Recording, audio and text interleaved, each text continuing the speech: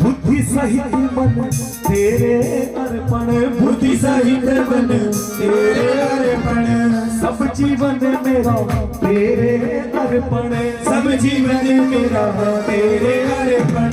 मैं तेरे चरणों की दासी, मैं तेरे चरणों की दासी, मैं तेरे चरणों की दासी, मैं तेरे चरणों की दासी। मेरे प्राण आधार सबरिया ले चल परली पार, सबरिया ले चल परली पार, सबरिया ले चल परली पार, सबरिया ले चल परली पार, सबरिया ले चल परली पार, ले चल परली पार, सबरिया ले चल परली पार। हो पार्वती दे बूहे अगे शिवा ने नाद बजाया, हो गोरा दा हो देखो लाड़ा चढ़े, हो चढ़े। क्या बात है दादी जी, मजा आ रहा है। बड़े पुराने भजन है और इतने प्यारे भजन है, ये अमर है। किस तरह से? राजा हिमाचल ने जद अपनी दीदा व्याह रचाया, राजा हिमाचल ने जद अपनी दीदा व्याह रचाया, पार्वती दे बूहे अगे शिवा ने नाद बजाया, पार्वती दे बूहे अगे शिवा ने नाद बजाया। हो राधा हो देखो लाड़ा चढ़ बैठ आया, चढ़ बैठ आया, चढ़ बैठ आया, चढ़ बैठ आया। राजा हिमाचल ने जब अपनी दीदा व्याह रचाया, राजा हिमाचल ने जब अपनी दीदा व्याह रचाया, पार्वती दे बूहे अगे शिवा ने नाद बजाया, पार्वती दे बूहे अगे शिवा ने नाद बजाया। देखो लाड़ा चढ़ बैठ आया, चढ़ बैठ आया, चढ़ बैठ आया,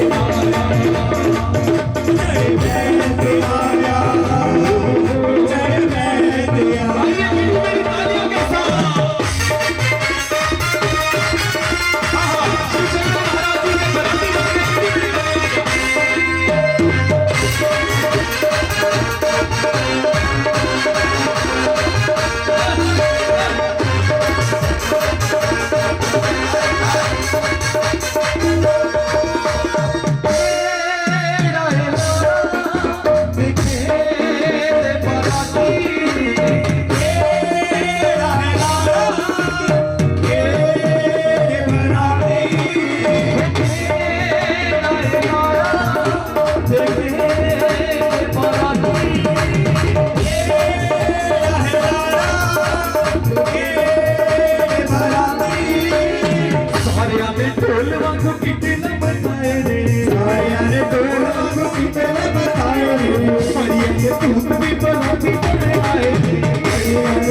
शंकर महाराज जी के बराती किस्मत फुटी ऊट कर बिच पाया मोती, नारद मुनि बचोला एक ही जुल्म कमाया, राजा देखो लाड़ा चढ़ बैठ आया, चढ़ बैठ आया, चढ़ बैठ आया, चढ़ बैठ आया।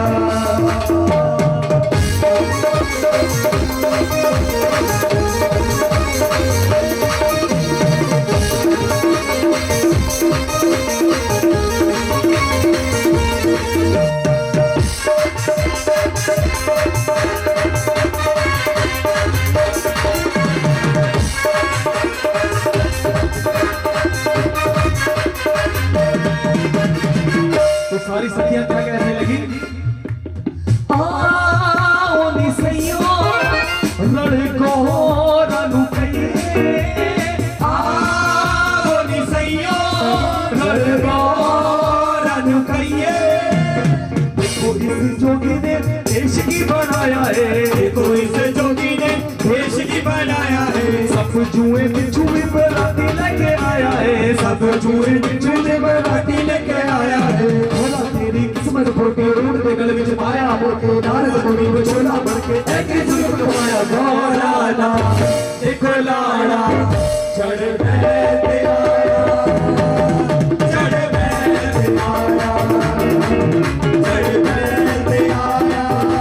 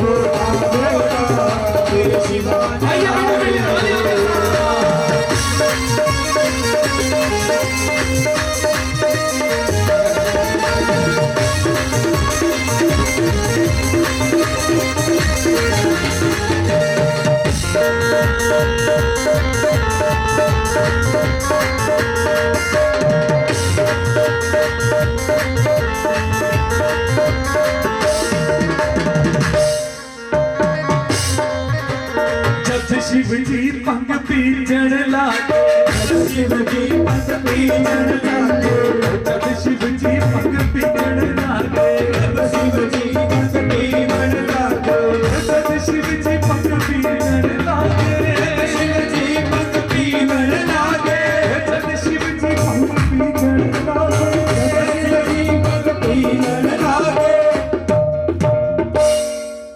हो खेतर पै गया, हो खेतर पै गया, हो खेतर पै गया छोटा, मेरे शिवा ने ला लिया छोटा, छोटा छोटा छोटा, मेरे शिवा ने ला लिया छोटा।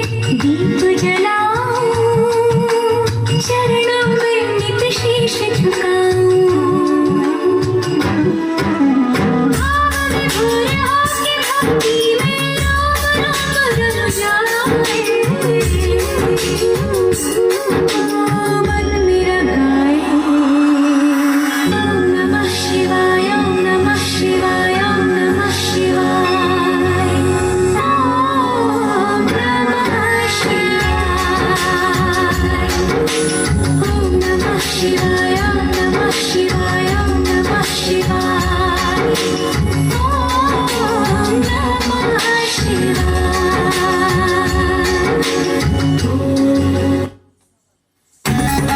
सुनो भोलेनाथ, हाँ गोरा, ये आपके सारे भक्त भांग पीकर आपका ही नाम बदनाम करते हैं और ताने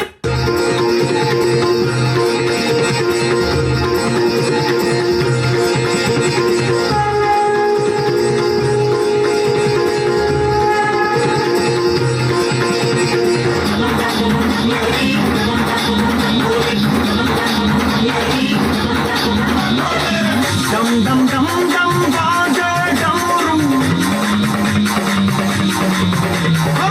पाँव में बांध लिए हैं घुंघरू। डम डम डम डम बाजे डमरू, पाँव में बांध लिए हैं घुंघरू। नाचे नटराज मेरा शंकर भोला,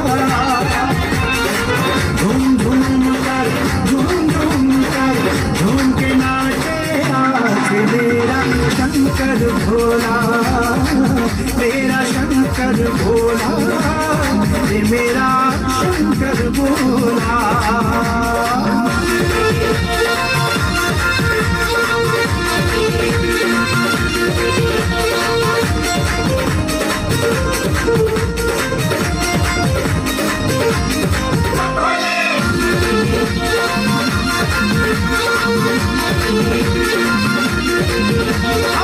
नृत्य करे अपनी ही धुन में, लीन हुआ है ऐसे लगन में।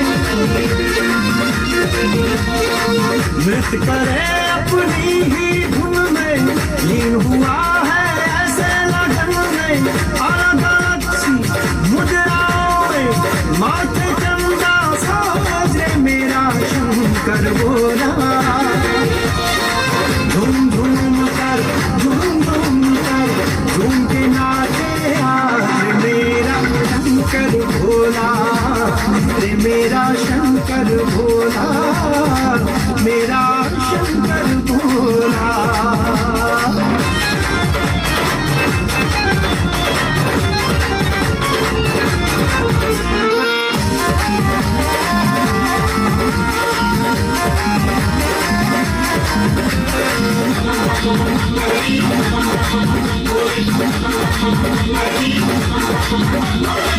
पलकें बंद खुली सी जटाएं, आनंदित कर मस्त अदाएं।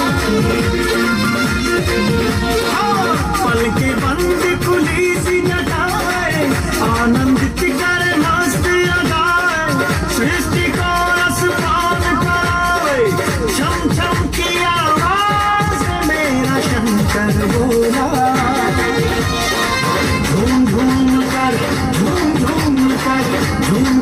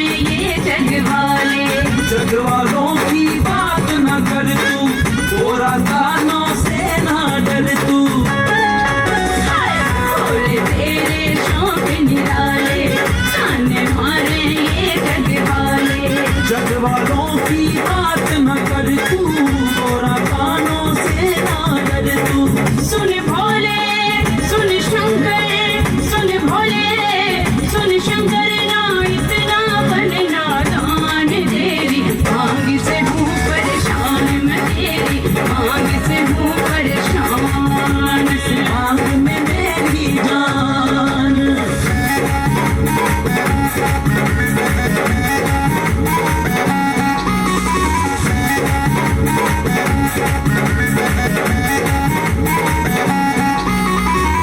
गोरा जग की बात है झूठी, मेरी भांग तो राम की बूटी। भोले फिर क्यों बात बनाए जग वाले क्यों दोष लगाए गोरा जग की बात है झूठी, मेरी भांग तो राम की बूटी। भोले फिर क्यों बात बनाए जग वाले क्यों दोष लगाए सुन गोरा सुन प्यारी, सुन गोरा सुन प्यारी, मैं तो भूत हुआ बदनाम री। इस भाग में मेरी जान री, इस भाग में मेरी जान री, इस भाग में मेरी जान।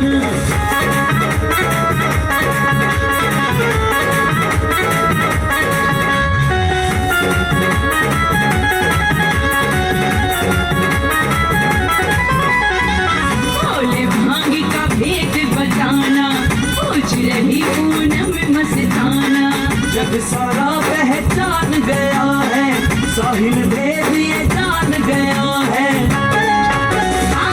भोले भांग का भेद बताना पूछ रही पूनम मस्ताना जग सारा पहचान गया है, साहिल भेद ये जान गया है। सुन भोले सुन शंकर सुन भोले सुन शंकर केवल का रखियो ध्यान तेरी भांग राम का नाम तेरी भांग राम का नाम इस भांग में मेरी जान री, इस भांग में मेरी जान।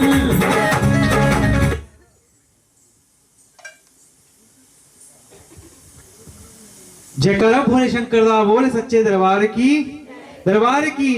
तो मगर जनों कैसे लगी आपको भोले शंकर की झांकी?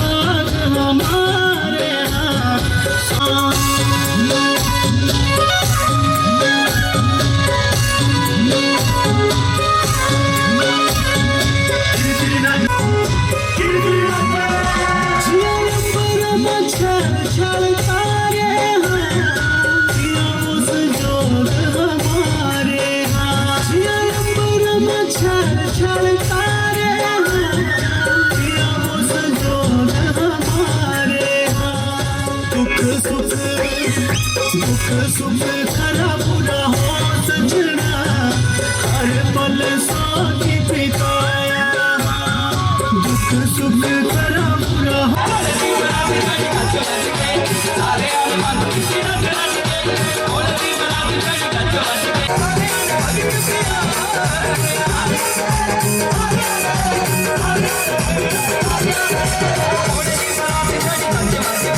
सारे आने भंग पीती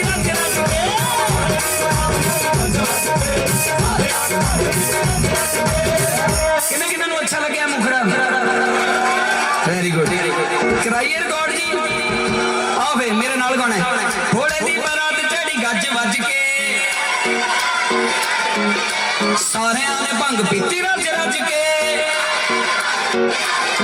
ओ घोड़े दी बारात चढ़ी गज वज के सारे आने भंग पीती रज रज के घोड़े दी बारात चढ़ी गज वज के सारे आने भंग पीती रज रज के घोड़े दी बारात चढ़ी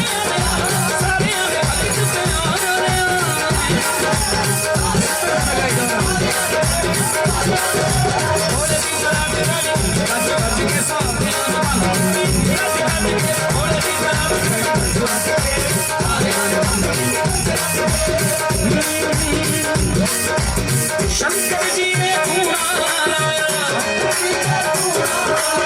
ब्रह्मा जी ने मेरा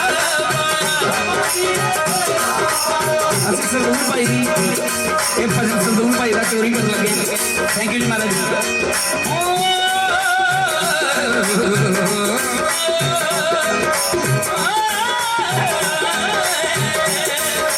ਸ਼ੁਕਰ ਸ਼ਨੀ ਸ਼ਨੀ ਸ਼ੰਕਰ ਬਜਾਏ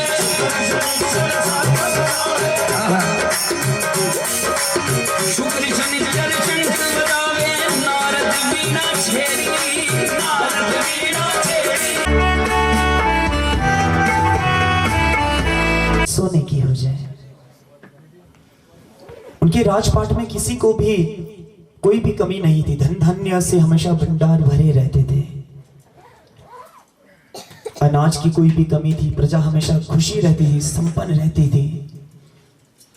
नित्य दिन माँ का पूजन अर्चन करते, माँ के सामने अरदास किया करते थे और माँ के सामने कहते कि माँ तूने मुझे सब दिया पर तूने मुझे संतान प्राप्ति से वंचित रखा।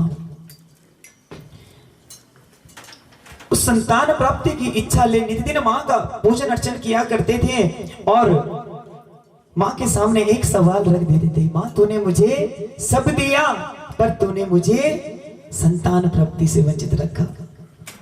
यही सवाल करते करते एक दिन वह जब सो रहे होते हैं, देखिए सोते वक्त मैंने आपको एक बात कही थी शाम की वेला में भी, मैया या तो कंजक रूप में दर्शन देती है या तो नींद में दर्शन देती है, क्योंकि हमारे अंदर की जो पावन ज्योत है ना, यदि वो बाहर आ गई तो हम क्या रह गए, मिट्टी के ढेर हो जाते हैं। ठीक है जी। तो एक दिन महामाई माँ भगवती महाराज को स्वप्न में जब दर्शन देती हैं, सुबह की बेला थी और कहती है मैया कि हे राजन मैं तेरी भक्ति से प्रसन्न हूं और मैं तुम्हें वरदान स्वरूप 2 कन्याओं का वर देती हूं और ये दोनों ही कन्याएं मेरी बहुत बड़ी भगत होंगी और वह तुम्हारे कुल को भव से पार लगा देंगे। बोलो जय माता दी। देखिए ये जो कथा होती है ना, मुख्य रूप से देखा जाए तो जिसको संतान प्राप्ति की इच्छा होती है ना, उनकी इच्छाएं तो अवश्य पूर्ण होती है। तो इस कथा का देखिए, इसकी कथाएं बहुत हैं। ये जो कथा है जो मैं आपको सुनाता हूं, ये संतान प्राप्ति से रिलेटेड है। ठीक है जी, जुड़ी हुई है, तो ध्यान से सुनिएगा। तो प्रियजनों, यह आशीर्वाद देकर महामाई वहां से अंतर ध्यान हो जाती है और महाराज की जब निद्रा खुलती है तो महामाई के उन कथनों को वो उसे याद आते हैं कि मैया ने उसको वर दिया है। समय बीता है, कुछ समय के उपरांत महारानी जो है गर्भवती होती है भक्तजनों, और 9वें महीने उनकी कोख से एक सुंदर बालिका जन्म लेती है। बोलो जय माता दी। अब समय आता है उस कन्या के नामकरण का। पंडितों को बुलाया जाता है, विद्वान थे बुलाते हैं। जब राजसभा में उनको बुलाया जाता है, पुत्री की कुंडली की गणना होनी होती है, उसी के आधार पे उसका नाम रखना होता है। तो सभी ऋषि मुनि वहां पर, पंडित जी जितने भी थे वो सभी वहां पे आते हैं और उस कन्या को भी वहां पे लाया जाता है और उस कन्या के नामकरण का कार्यक्रम प्रारंभ करते हैं। और जैसे उस पुत्री की कुंडली की गणना करते हैं और उसी वक्त करते हैं महाराज, जिस नक्षत्र में इस कन्या ने जन्म लिया है ना, उस नक्षत्र में तो केवल देवी देवता ही जन्म लेते हैं। यह कन्या तुम्हारे कुल को तारने आई है, इसका नाम तारा रख दो। जग का तारण करने वाली तारा रानी का नाम करण हो चुका है। और दूसरी और जैसे ही समय बीतता है, समय के साथ फिर से महारानी गर्भवती होती है और फिर से उनकी कोख से 9 महीने एक सुंदर बालिका जन्म लेती है। बोलो जय माता दी। वरदान स्वरूप 2 वर मिले थे ना, 2 कन्याओं का वर मिला था। दूसरी कन्या ने भी जन्म ले लिया है। समय आया उसकी कुंडली की गणना का, नामकरण का समय आया। जैसे ही पंडितों को बुलाया जाता है, पंडित उसकी कुंडली की गणना करते हैं। उसी के आधार पर कहते हैं कि हे राजन, इस कन्या को इसी वक्त मरवा दो। देखिए जी, ध्यान से सुनिएगा। वर क्या मिला था? भव से तार करने का। यहां पर थोड़ा सा इस कहानी में क्या बोलते हैं, ट्विस्ट। ध्यान से सुनिएगा। महाराज से कहते हैं कि इस कन्या को इसी वक्त मरवा दो, नहीं तो ये तुम्हारे समस्त कुल का विनाश हो जाएगा, चारों तरफ अकाल पड़ जाएगा। अब महाराज कहते हैं, राजा स्पष्ट जी कहते हैं कि मैंने इस जन्म में तो ऐसा कोई भी पाप कर्म नहीं कमाया है जिसके कारण इस कन्या ने मेरे घर में जन्म लिया, इस महल में जन्म लिया है। हे पंडित जी, जरा ध्यान लगा के देखिए कि इस कन्या ने इस राजघराने में जन्म क्यों लिया है, इसके पूर्व जन्म की गाथा मुझे बतलाएं। पंडित थे, विद्वान थे, तो पुत्री की कुंडली की गणना के आधार पर कहते हैं कि हे राजन, इस कन्या ने आपके कुल में जन्म क्यों लिया है, इसके पीछे की संपूर्ण गाथा हम तुम्हें बतलाते हैं। तो प्रियभक्षणों, पंडित जी कहते हैं महाराज से कि हे राजन, ये दोनों ही कन्याएं पूर्व जन्म में राजा दक्ष की पुत्रियां हुआ करती थी। एक का नाम तारामती तो दूसरी का नाम रुक्मण हुआ करता था। ध्यान से सुनिएगा इस कथा को जी। मैं प्रश्न पूछूंगा बीच में, मैं तभी कहता हूं कि नींद नहीं आएगी। जब प्रश्न आएंगे ना तो मैं बीच में से सवाल कर लूंगा किसी से भी, ठीक है? ध्यान से सुनिएगा। एक का नाम तारामती तो दूसरी का नाम रुक्मण हुआ करता था। नित्य दिन माँ की भक्ति में लीन रहती थी, माँ का पूजन अर्चन किया करती थी, माँ का गुणगान किया करती थी। और एक दिन दोनों ही कन्याएं, दोनों ही बहनें आपस में विचार करती हैं, बहुत समय हो चला है, क्यों ना शिकार के लिए चला जाए। शिकार का जब मन में ठान ली है तो अगले दिन की सुबह की बेला में कुछ सैनिकों को अपने साथ लेती हैं, चल देती हैं सीधे वन में शिकार के लिए। सारा दिन शिकार की तलाश में इधर उधर भटकती हैं, कोई भी शिकार नहीं मिलता है। 2 प्रहर निकल गए, तीसरे प्रहर की बारी आती है। अब संध्या का समय हो चला था तो बड़ी बहन को याद आता था। बड़ी बहन का नाम क्या था जी? हाँ जी, मैंने बोला था ना, आपका ध्यान ही नहीं है। बड़ी बहन का नाम तारामती। अभी किसकी कथा चली है? पूर्व जन्म की कथा चल रही है, ठीक है? तो बड़ी बहन कहती है कि हे बहन रुक्मण, क्यों ना महल को वापस लौटा जाए। कल एकादशी है, एकादशी का व्रत है, तो महल में पूजा आदि का कार्य होना है, माँ भगवती की का जागरण होना है, क्यों ना अब महल को वापस लौटा जाए। तो छोटी बहन कहती है रुक्मण कि नहीं नहीं, एक काम करो, अभी संध्या होने में 1 प्रहर और शेष है। एक काम करो, आप कुछ सैनिकों को अपने साथ ले जाओ और मैं कुछ सैनिकों के साथ 1 प्रहर का समय का देख लेती हूँ, मिलता है शिकार तो ठीक है, नहीं तो मैं भी वापस आ जाऊंगी। तो बड़ी बहन जो थी तारामती जी महल को वापस लौट जाती हैं कुछ सैनिकों के साथ और महल में जाकर मां भगवती के पूजन अर्चन की तैयारी करने लगती हैं। और दूसरी ओर जो छोटी बहन थी वो शिकार की तलाश में इधर उधर भटकती है, उनके उससे कोई भी शिकार नहीं मिलता है। सारी रात शिकार की तलाश में भटकती रहती हैं। अब समय आता है सुबह की बेला का और सुबह की बेला में उसको एक गर्भवती हिरणी दिखाई देती है और उसको ऊपर कोई भी तरस नहीं आता है। उसी वक्त अपने धनुष उठाती है, तिरकमान उठाती है, धर देती है उसके ऊपर। अब जब उसके ऊपर धनुष बाण चल चुका है और वह मृत्यु को प्राप्त हो चुकी है, अपने सैनिकों से कहती है कि सैनिकों हिरणी को उठाओ और चलते हैं फिर महल की ओर। क्रोध से इतनी भर जाती हैं, क्रोध से भर जाती है, प्रफुल्लित हो जाती हैं और उसी वक्त अपनी बहन को शाप पे डाल देती हैं कि हे बहन रुक्मण, तुमने एक मनुष्य योनि में होते हुए तुमने इतना बड़ा पाप कमाया है कि तुमने एक गर्भवती हिरनी का शिकार कर दिया, और वो भी एकादशी के व्रत के दिन। तुमने जो आज ये जो व्रत खंडित किया है ना, ये क्या तुम्हें श्राप देती हूँ कि जा अगले जन्म में भी तू इन चंद मांस के टुकड़ों को खाकर ही अपना जीवन यापन करेगी। बोलो जय माता दी। अब छोटी बहन को अपनी भूल का भान होता है और कहते हैं कि हे बहन, मुझसे भूल प्रमादवश यह भूल हुई है, मुझे नहीं पता था कि सुबह की बेला हो गई है। अब भूल तो हो चुकी है, अब उसके अंदर त्याग और परोपकार की जो भावना जागृत हुई है, उससे कहती है कि हे बहन, अब मुझसे इससे निकलने का कोई मार्ग बतला दो, इस श्राप से मुक्ति का कोई मार्ग भी बतला दो कि कैसे होगा, कैसे इससे मुक्ति पाऊंगी मैं। तो बड़ी बहन को अपनी अब क्रोध थोड़ा शांत होता है और सोचती है कि मैंने अपनी ही बहन को श्राप दे दिया। तो कहती है अपनी बहन से, हे रुक्मण, अब जो तेरे अंदर ये जो त्याग और परोपकार की भावना जो जागृत हुई है ना, ये तुझे भव से पार लगाएगी। बोलो जय माता दी। तो प्रिय भक्तजनों,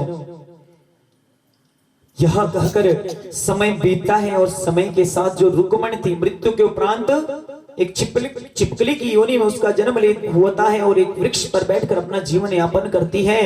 और दूसरी बहन जो थी, दूसरी बहन कौन? तारामती। तारामती जी मृत्यु के उपरांत स्वर्ग लोक को प्राप्त करती हैं। और समय के साथ साथ समय का पहिया घूमता है भक्तजनों। और एक दिन दुर्वासा ऋषि जी अपनी तपस्या में लीन हो एक वृक्ष के नीचे बैठकर अपनी तपस्या कर रहे थे, और वहां से एक कपिला नाम की गाय वहां से गुजर रही होती है। उसको चारों तरफ देखती है, उसको कहीं पर भी पानी नहीं मिलता है। अब नजर पड़ती है दुर्वासा ऋषि जी के करमंडल के ऊपर। जोगी तो थे, साथ में करमंडल रहता था, चिमटा रहता था। जैसे उसके ऊपर ध्यान पड़ता है, उसमें देखती है पानी है, और उस पानी को पीने के लिए जैसे उसके अंदर मुख डालती है तो वहां छलक जाता है और गिर जाता है। और इससे दुर्वासा ऋषि जी का जो ध्यान था वह टूट जाता है। अब जब ध्यान टूटता है, दुर्वासा ऋषि जी पहले ही क्रोधी स्वभाव के थे। अब क्रोधी स्वभाव के थे तो गुस्सा तो आना ही था। उसी वक्त जोगी थे, मैंने कहा चिमटा साथ में रहता था, चिमटा उठाते हैं, धरते हैं उस बेजुबान जानवर के ऊपर, गाय के ऊपर, उसको इतना प्रताड़ित करते हैं, उससे प्रहार पे प्रहार करते हैं, वह खून से लथपथ हो जाती है। भक्तजनों, यह जो दृश्य था अन्य भी शिष्य देख रहे थे। इस दृश्य को देख दौड़े दौड़े चले जाते हैं गुरु गोरखनाथ जी के पास। कहते हैं गुरु जी त्राही माम अनर्थ हो गया। क्या अनर्थ हो गया? गुरु जी से कहते हैं शिष्य की दुर्वासा ऋषि जी ने हमारी जो यहाँ पर कपिला नाम की जो गाय चलती रहती थी ना, यहाँ पे चरती रहते थे, उसने उनका करमंडल के जूठा कर लिया, उससे इतना प्रताड़ित किया कि वह खून से लथपथ हो गई है। अब गुरु गोरखनाथ जी क्या करते हैं कि सबसे पहले अपनी आंखों से यह दृश्य देखने के लिए वहां पे जाते हैं। गाय की उस दुर्दशा को देख उसी वक्त दुर्वासा ऋषि जी से कहते हैं कि हे दुर्वासा, तुम मेरी कुटिया में रहने के लायक नहीं हो। तुमने आज बेजुबान को जो इतना प्रताड़ित किया है ना, जाओ इसी वक्त मेरी कुटिया को छोड़ के चले जाओ। तो दुर्वासा ऋषि जी इसमें अपने आप को लज्जित महसूस करते हैं, अवहेलना समझते हैं अपनी, और कहते और कुछ भी ना कहकर अपने मन में गुस्सा दबाकर निकल जाते हैं वहां से, और बदले की भावना मन में लिए सही समय का इंतजार करते हैं। अब अगले दिन क्या होता है कि वहां पर एक यज्ञ रखा होता है। उस गाय के ऊपर जो अत्याचार किया होता है उससे पाप मुक्ति के लिए वहां पर एक यज्ञ का आयोजन किया गया था, और यज्ञ के उपरांत वहां पर एक भंडारे का आयोजन किया गया था। अब जब भनक पड़ती है किसको? दुर्वासा ऋषि जी को। तो दुर्वासा ऋषि जी क्या करते हैं, एक पक्षी का रूप धारण करते हैं और वन में चारों तरफ घूमते हैं, और उनको एक काले रंग का मृत सर्प दिखाई देता है, और उस सर्प को अपनी चोंच में दबा सीधे जा पहुंचते हैं उस भंडारे के पास जहां पर यज्ञ हो रहा है। अब नजर पड़ती है वहां पर खीर की कढ़ाई के ऊपर जो भंडारे में परोसी जाने वाली थी। जैसे यज्ञ संपन्न होना था वो परोसी जाने वाली थी।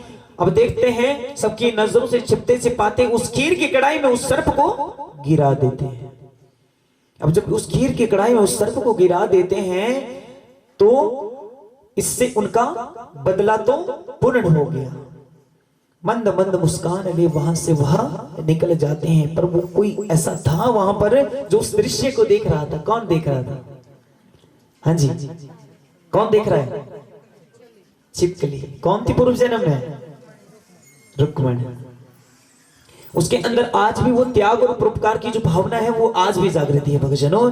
और मन ही मन में वह विचार करती हैं, यदि इस खीर की कढ़ाई को किसी ने खाया तो वह मृत्युशैया को प्राप्त होता चला जाएगा और उसका पाप का भोगी कौन बनेगा? गुरु गोरखनाथ जी। बहुत से निर्दोषों की जान जाएगी। और उसी वक्त मैया से कहती कि हे माँ, मुझ अबला पे बस इतनी कृपा कर देना कि जब मैं उस वृक्ष पर से छलांग लगाऊं तो मां सीधी जाकर उस खीर की कढ़ाई के बीच में ही जाके गिरूं। तो प्रिय भक्तजनों, यह कहकर मां भगवती के सामने अरदास करती रहती हैं। और जैसे उस खीर की कढ़ाई को जैसे यज्ञ संपन्न होता है, भंडारे में परोसा जाने लगता है और उसी वक्त उस वृक्ष पर से छलांग लगाती है और सीधी जा गिरती है उस खीर की कढ़ाई के बीच में। और थोड़ी गर्म थी, तड़प रही होती है। और जब वो तड़प रही होती थी, सारे उसका दृश्य देख रहे हैं, वो उसके लिए बुरा भला कहने लगते हैं। उसके लिए इतना बुरा कहते हैं कि उसे बुरा कहते कहते श्राप दे डालते हैं और कहते हैं कि ये छिपकली, इस जन्म में तो तेरा एक छिपकली की योनि में जन्म लिया था, जा अगले जन्म में भी तू नीरस जीवन व्यतीत करेगी। अब ये नीरस क्या होता है, इस शब्द का भी अर्थ मैं आपको बता लाऊंगा आगे जाके। जा अगले जन्म में भी तेरा नीरस जीवन ही तू व्यतीत करेगी। यह कहकर उसके लिए बुरा भला कहते कहते उस खीर की कढ़ाई को एक गड्ढे में खाली किया जाने लगता। गड्ढे में खाली क्यों कर रहे हैं? फेंक भी सकते थे नाले को। क्यों? क्योंकि उस खीर की कढ़ाई को यदि कोई जानवर भी खाता तो वह भी मृत्युशैया को प्राप्त होता चला जाता और उसका पाप का भोगी गुरु गोरखनाथ जी को बनना पड़ता। जब उस खीर की कढ़ाई को गड्ढे में खाली किया जाने लगता है और अंत में उसमें से क्या निकलता है? सर्प निकलता है। कैसे रंग का था? नहीं है पता जी। कैसे रंग का था? बोला तो था अभी, काले रंग का सर्प चोंच में दबा के लाए। जब उस नजर पड़ती है उसके ऊपर तो उसके लिए उनको अपनी गलती का एहसास होता है और उस अपनी गलती का एहसास करते हुए उस कन्या, उस छिपकली के लिए उनके मुख से सही वचन निकलने लगते हैं और कहते हैं कि इस कन्या, इस छिपकली ने तो हम सबके प्राणों की रक्षा की है अपने प्राणों की आहुति देकर। अब उसके लिए कहते हैं कि हमने जो तुझे श्राप दिया है ना, यह तो निष्फल नहीं हो सकता, पर हम तुझे वरदान स्वरूप 2 वर देते हैं। अब देखिए 2 वर है, 2 वर देते हैं कि कुछ समय के लिए ही सही, तो कुछ समय के लिए ही सही, पर ऊंचे घराने में अवश्य रहेगी। देखिए ऊंचा घराना कहाँ है, कथा कहां से प्रारंभ हुई है, ध्यान से सुनिएगा कि कुछ समय के लिए ही सही तो ऊंचे घराने में अवश्य रहेगी, पर जो तुझे श्राप मिला है उसके कारण तेरा जीवन अवश्य नीरस रहेगा। और दूसरा वरदान देते हैं कि तेरे कर्म इतने ऊंचे होंगे वह तुझे भव से पार लगा देंगे। बोलो जय माता दी। तो प्रिय भक्तजनों, उसके लिए यह प्रार्थना कहते कहते समय बीतता है। अब देखिए जो तारामती जी, उनके भी पुण्य फल जो है संपन्न हो चुके हैं और छोटी बहन जो थी उसके समय आया है तीसरे जन्म का। तीसरा जन्म कहां पे हुआ है, कहां पर हुआ है, कहां से कथा प्रारंभ हुई है? राजा स्पर्श के घर से। और तीसरा जन्म दोनों बहनों का कहां पे हुआ? राजा स्पर्श के घर में। और कहते हैं पंडित जी कि यही कारण है महाराज जो इस कन्या ने आपके कुल में जन्म लिया है।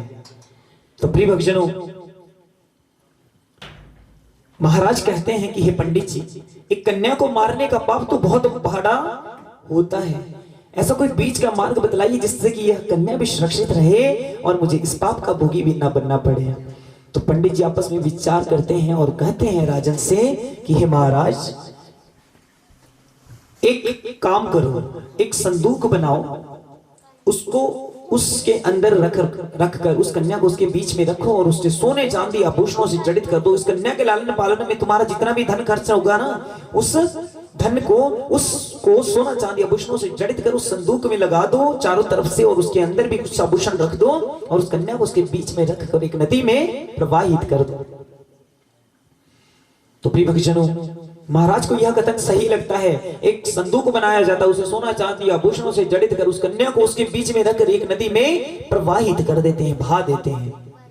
अब देखिए एक कन्या को, देखिए इसका जन्म किस तरह से वह और कैसे कैसे वह बचती है। उसे नदी में प्रवाहित कर दिया, बहती हुई जाती, कहीं पे मर भी सकती थी, ठीक है, भूख प्यास से मर जाती। अब दूसरी ओर एक भंगी, भंगी का कार्य क्या, उस समय भंगी जो होते थे वो सफाई आदि का कार्य किया करते थे। वो नित्य अपना कर्म करने के उपरांत उस नदी में स्नान करने के लिए जाता था। आज भी जैसे उसका कार्य जो पूर्ण हुआ, उस नदी में स्नान करने के लिए जैसे ही जाता है उसको वह संदूक बहता हुआ दिखाई देता है, और जैसे तैसे करके पानी का बहाव ज्यादा था, जैसे तैसे करके उस संदूक को बाहर निकालता है। अब देखिए भाग्य, देखिए किस तरह से करवट बदलता है। कोई संतान नहीं, एक समय का खाना जिसको भी बड़ी मुश्किल से नसीब होता है, वह भी मिला तो मिला, नहीं मिला तो भूखे सोना पड़ता है। अब उसके भाग्य जाग गए हैं, सोना चांदी आभूषणों से जड़ी, तो वह संदूक उसको मिला है। उस संदूक को जैसे ही नदी से बाहर निकालता है और उसको जैसे ही खोलता है तो उसमें से क्या निकलती है, कन्या निकलती है। बहुत ही सुंदर कन्या है। खिलखिलाती हुई कन्या को देखकर उसका मोह जागृत हो उठता है, क्योंकि उसके कोई संतान नहीं थी। उसको अपनी संतान मानकर, मां की इच्छा मानकर उसको एक गोदी में धरता है, उस संदूक को दूसरी गोदी में धरता है और सीधे चल पड़ता है अपनी कुटिया की ओर। जैसे अपनी कुटिया के समक्ष पहुंचता, अपनी पत्नी को आवाज लगाता है, अरे भाग्यवान, जरा आ देख मैं तेरे लिए क्या लाया हूं। थोड़ी भाग्यवान थी, थोड़ी आज के नेचर जैसी भी थी, थोड़ी कल्चर तो जाता ही नहीं है जी, थोड़ा तो आ ही जाता है। तो भाग्यवान आवाज लगा दी, अरे क्या हो गया, चिल्लाती हुआ, तो क्या हो गया। तो जैसे ही वो कुटिया से बाहर निकलती है ना, उसकी नजर पड़ती है उस कन्या के ऊपर। अब देखिए ध्यान से सुनिएगा, उसका ध्यान उस संदूक पे नहीं पड़ा, ध्यान किस पे पड़ा, उस कन्या के ऊपर। और जैसे उस कन्या को अपनी गोदी में लेती है और अपनी छाती से लगा दी, तो उसके स्तनों से दूध ऊपर आता है। बोलो जय माता दी। अब देखिए भाग्य किस तरह से इनके जागृत हो रहा है। अब देखिए कन्या जो थी वो बहती हुई जाती, नदी में बहती बहती कहीं दूर चली जाती, प्यास से मर जाती, भूख से मर जाती।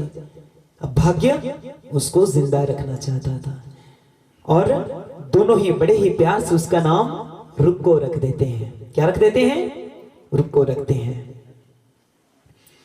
अब देखिए दोनों बहनें सगी बहनें हैं।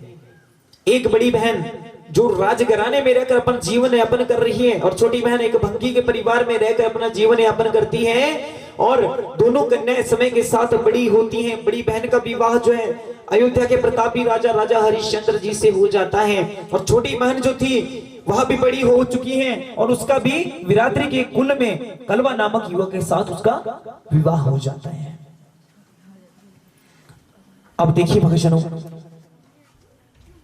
समय बीता और एक दिन जो रुको की जो सास थी, रुको की सास महारानी के कक्ष में सफाई आदि का कार्य किया करती थी। और एक दिन वो जब वो बीमार पड़ती हैं तो रुको से कहती हैं कि हे बहू, ये काम करो, हे रुको जरा जाके ना महारानी के कक्ष में जाकर सफाई आदि का कार्य तो करा, मेरी आज तबीयत ठीक नहीं है।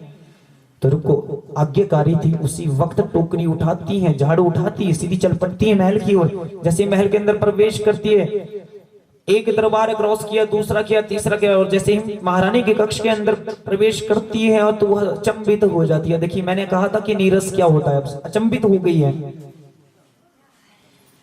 महारानी को एक जगह स्थान पर बैठी देखती हैं, और एक सामने बड़ी सी मूर्त है, जैसी मैया की रखी है वैसी एक मूर्त उसके सामने थी। मां की भक्ति में लीन बैठी सोच में पड़ जाती है। वह रुको की तारा रानी जी महारानी जो है किसकी भक्ति में लीन है। हेलो कि महारानी किसकी भक्ति में लीन है, और ये जो इतनी बड़ी मूर्त रखी है ये किसकी है। तो इसी को कहा जाता है नीरस, जिसको दिन दुनिया से कोई मतलब नहीं, केवल 2 समय का खाना मिल जाए उससे उसका कार्य पूर्ण हो जाता है। तो प्रिय भक्तजनों, अब तारा रानी का जब पूजा अर्चन पूर्ण होता है, ध्यान पूर्ण होता है, तो बड़ी बहन का जब ध्यान पड़ता है अपनी छोटी बहन के ऊपर, छोटी बहन कौन, रुको के ऊपर जैसे ही ध्यान पड़ता है तो उसी वक्त कहती है, अरे बहन रुको जरा मेरे पास आके बैठ। उसको तो सब कुछ याद है, रुक्को को कुछ भी याद नहीं है। अब रुक्को कहती है नहीं नहीं महारानी, मैं ठहरी एक नीच जाति की बंगिन आपकी बिरादरी में कैसे बैठ सकती हूँ। तो प्रिय भक्तजनों, तो उसी वक्त महारानी कहती है हे बहन रुक्को, यदि तूने पूर्व जन्म में कोई पाप कर्म ना कमाया होता है ना, तुझे इधर बदर की ठोकरें ना खानी पड़ती। एक काम करो, माँ की भक्ति में लीन हो जाओ, यह तुम्हें भव से पार लगा देगी। तो प्रिय भक्तजनों, रुक्को कहती है कि माँ की भक्ति क्या होती है मैं अभागिन क्या जानू। तो तारा रानी कहती है कि माँ की भक्ति बहुत ही सरल है, कोई बहुत बड़ी त्याग नहीं चाहिए मैया को। मैया के लिए तो दिल से एक बार पुकार लगा दे। मैया तो हम क्या है, हम तो बच्चे हैं। क्या है, हम बच्चे हैं और वो मैया है। और हमारा काम है जिद करना माँ के सामने। जब तक हम जिद नहीं करेंगे, बोलते हैं ना छोटे छोटे बच्चे जब तक रोते नहीं है तब तक मैया भी दूध नहीं देती है। जब तक हम जिद नहीं करेंगे ना, मैया भी नहीं सुनती है। तो माँ के सामने माँ की अरदास करो, माँ का पूजन अर्चन करो, माँ के सामने माँ की भक्ति में लीन हो जाओ, वह तुम्हें भव से पार लगा देगी। बोलो जय माता दी। माँ की भक्ति का पूर्ण विधान उसको बतलाती हैं और कहती हैं कि माँ समस्त कष्टों का विनाश करने वाली है, भवतारण करने वाली है। माँ की भक्ति को पूर्ण करो और माँ की भक्ति में लीन हो जाओ, यह तुम्हें भव से पार लगा देगी। अनेकों तरह से माँ की स्तुति का ज्ञान उसको देती है। तो रुक्को कहती है कि हे मैया, किससे कहती है? मैया से, माँ भगवती से कहती है कि हे माँ, बहुत समय हो चला है, यदि माँ तेरी कृपा से मुझे एक सुंदर से बालक की प्राप्ति हो जाए ना मैया, तो मैं तेरा जागरण अपने घर में अवश्य करवाऊं। मैंने कहा था ना कि जागरण क्यों होते हैं, इसके पीछे की कथा भी आपको बतलाता हूं। देखो साथ साथ यह कथा भी प्रारंभ होगी। एक कथा, मैं जो तारा रानी की कथा सुनाता हूँ ना, इसमें बहुत सी कथाएं, छोटी छोटी कथाएं, वो साथ साथ चलती रहेंगी और पूर्ण होती रहेंगी। ठीक है। कहती है मैया से कि माँ तेरी कृपा से यदि मुझे सुंदर बालक की प्राप्ति हो जाए तो माँ तेरा जागरण मैं अपने घर में अवश्य करवाऊं। तो प्रिय भक्तों,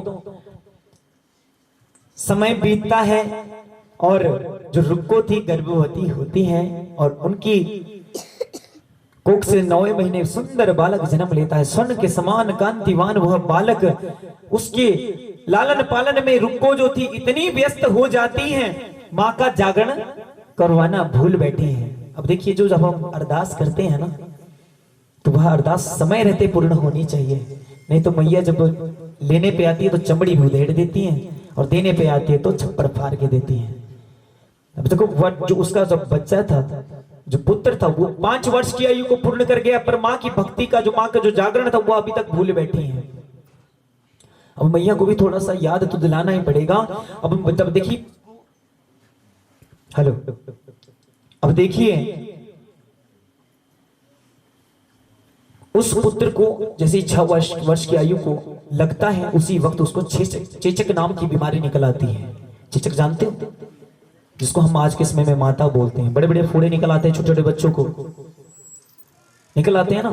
जो अगर छोटी उम्र में ही निकल जाए तो वो ठीक रहता है, बड़ी उम्र में निकले तो बहुत खतरनाक होते हैं, फीवर जाता था उसमें। तो चेचक नाम की बीमारी निकल आती है। समस्त नगर के नियम हकीमों को दिखला दे, या कोई भी उसका उपचार नहीं कर पा रहा। अंत में जा पहुंचती है किसके पास? तारा रानी के पास। जैसे ही महारानी के समक्ष पहुंचती है, महारानी को प्रणाम करती है और कहती है कि हे महारानी, आज मेरा पुत्र मृत्युशैया पे पड़ा है। समस्त नगर के नियम हकीमों को दिखला दिया, कोई भी उसका उपचार नहीं कर पाया है।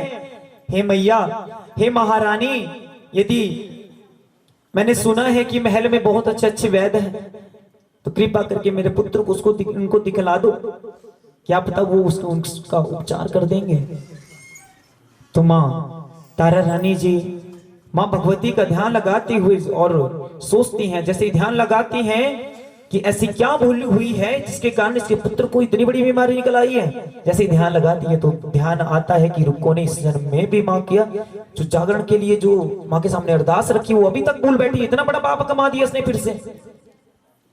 तो कहती है कि हे बहन रुको, एक काम करना, अपने घर में जाओ, माँ की मूर्त के आगे खड़े होना जरा, और जरा ध्यान लगा के सोचना कि तुझसे कोई भूल तो नहीं है ये। कि तुझसे कोई भूल तो नहीं हुई माँ की भक्ति में।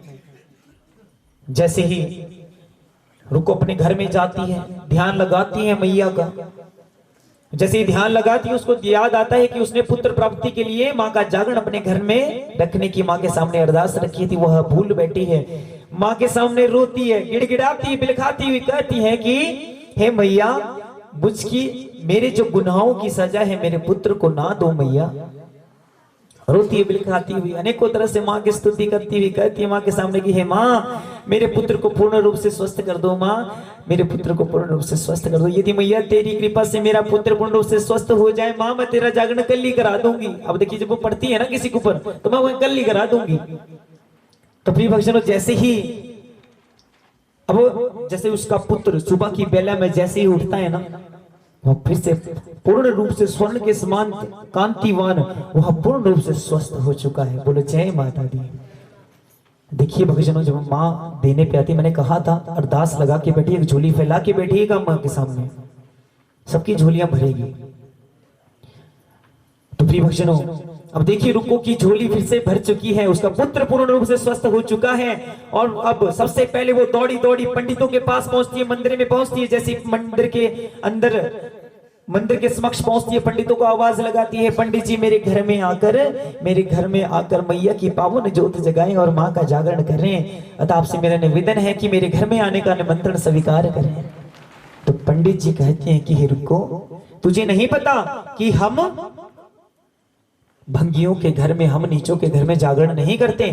एक काम करो, यदि तू जागरण करवाना ही चाहती है ना, तो एक काम करो, यहीं पर दक्षिणा दे जा, हम तेरे नाम से जागरण यहीं पे करवा देंगे। तो रुको कहते हैं कि हे पंडित जी, आप तो बड़ी इतने बड़े विद्वान हो, माँ के इतने बड़े भगत हो, नित्य दिन माँ का पूजन अर्चन करते हो, आपको नहीं पता कि मेरी मैया तो किसी के सामने भी किसी को भी ऊंच नीच में कभी भी भेद नहीं करती। उसके नजर में तो सभी एक समान है, एक बराबर है। कौन मनुष्य, कौन औरत, कौन ऊंचा, कौन नीचा, वो सब उसकी नजर में सब एक बराबर हैं। आप ये इतनी बड़ी बात कैसे कह सकते हो?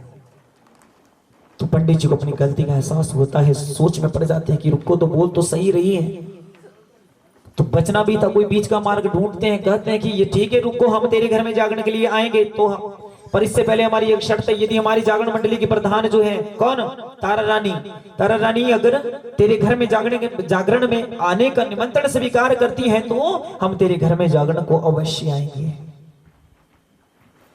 तो प्रिय भक्तजनों, रुको क्या करती है, दौड़ी दौड़ी चली जाती है बाजार में, बाजार से एक डल खरीदती है। डल क्या होता है, कोई बताएगा? डल किसी को पता है? डल क्या होता है? नहीं पता? कोई बात नहीं, मैं बताता हूँ। आप मंदिरों में जाते हो, ज्वाला जी गए होंगे, नैना देवी गए होंगे, बड़े बड़े मंदिरों में कहीं पे भी जाते हो, वहां पे एक टोकरी खरीदते हो। क्या होता है उसमें? माँ की सुहागी होती है, माँ का पूजन अर्चन का श्रृंगार का पूर्ण सामान होता है, उसका प्रसाद भी होता है ना, तो उसी को ही डल कहते हैं।